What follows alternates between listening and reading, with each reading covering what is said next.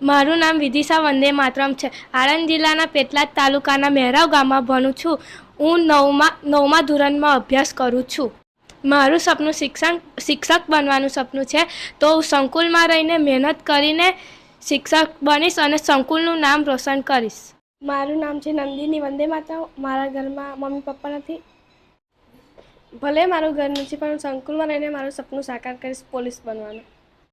મારું નામ વૈશાલી વંદે માતરમ છે. હું પંચમહાલ જિલ્લાના ગોધરા ગામ પાસે આવેલું હરકુંડી ગામની છું. હું ધોરણ 5માં ભણું છું. હું મોટી થઈને ડૉક્ટર બનીશ. હું ડૉક્ટર બનવા માટે ઘણી મહેનત કરીશ અને વાંચીશ.